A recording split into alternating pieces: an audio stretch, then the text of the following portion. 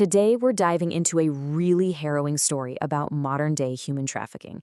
It's a story that shows just how the promise of a better life, can be twisted into a weapon, into a terrifying trap. This is the question at the very heart of it all. How does this happen? For one man from Kenya, a simple job ad he saw online wasn't an opportunity. It was a meticulously designed trap.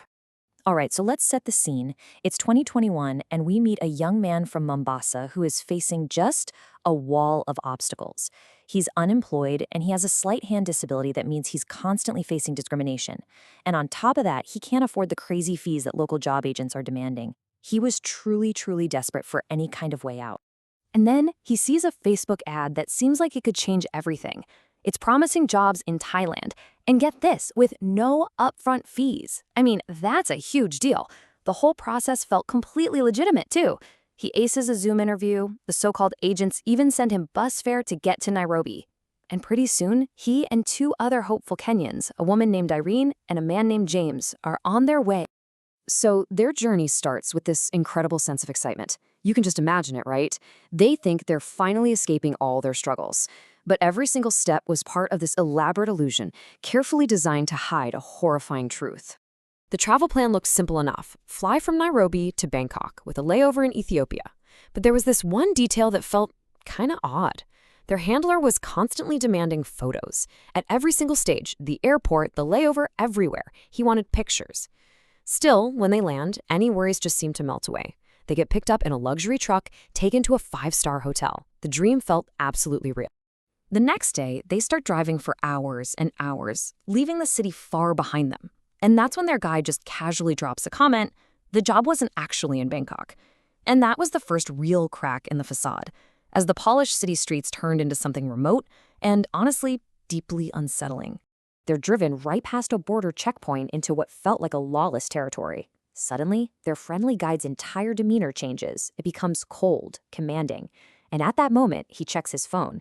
And the Kenyan agent who recruited him, he's been blocked. This sickening realization hits him.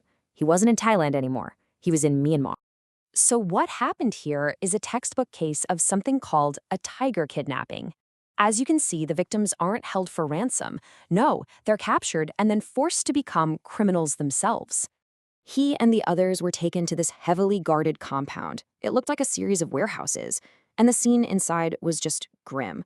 Hundreds of people, all hunched over computers, looking too terrified or just exhausted to even look up. This wasn't an office, it was a cybercrime factory.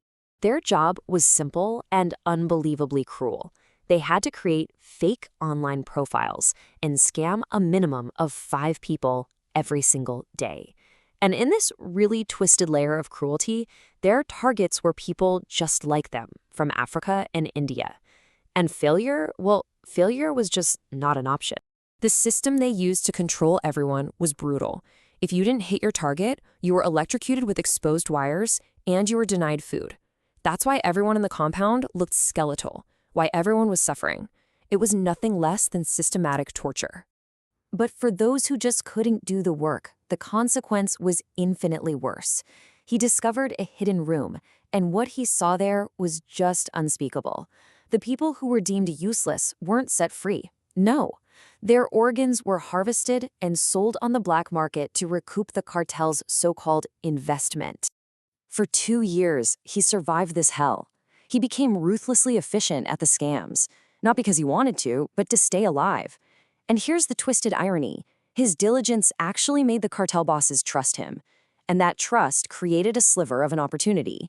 So, as it got harder to find new recruits, the cartel turned to their most trusted captives to lure in more victims. He was given a new task: pretend to be living the dream, convince other Kenyans to come, and then go pick up the new arrivals from the airport. This new role meant he got to leave the compound with a guard. But crucially, it meant they had to give him his passport. So on his 4th trip, he saw his chance. Inside the airport, he just created chaos. He deliberately antagonized a police officer until he was arrested, right there in front of his powerless guard. It was an incredibly risky plan. So he had escaped the compound, but he was far, far from safe. He was now an undocumented person in a foreign country, and you can be sure the cartel was looking for him. The journey home was going to be just as perilous as his captivity. After hiding out of the airport, he managed to connect with other Kenyans who helped him cross into Malaysia. He worked illegally there for over a year, saving every single penny he could. But eventually, he was arrested, and he was faced with this choice: a massive fine he couldn't pay, or 6 months in prison followed by deportation.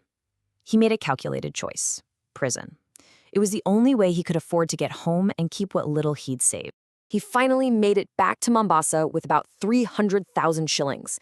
He bought a tuk-tuk and was just determined to build an honest life. He thought the nightmare was finally over. He was wrong.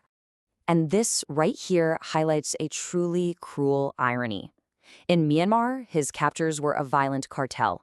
But back home in Kenya, his tormentors were the police, who started extorting him for 500 shillings a day, targeting him specifically because of his disability. And the struggle didn't end there.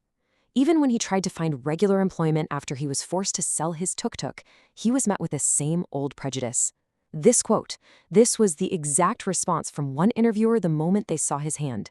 The same cycle of discrimination that pushed him to leave in the first place was still there, waiting for him. The setbacks were just relentless. After he refused to pay the bribe one day, he was arrested on false charges, which forced him to sell his tuk-tuk just to pay the court fine. Then, a new job opportunity in Seychelles fell through right at the border because he didn't have enough pocket money on him. They sent him right back to Kenya. And through all of his own struggles, there's this haunting question that remains. He was the only one of the original 3 to make it out. He still has no idea what happened to Irene and James after they were separated in that compound, all the way back in 2021. You know, his story really forces us to ask a difficult question. He survived a death camp and a treacherous journey home, only to be trapped again by the very systems that should have protected him. It really makes you wonder, if a survivor can't find safety in their own home, where in the world can sanctuary ever be found?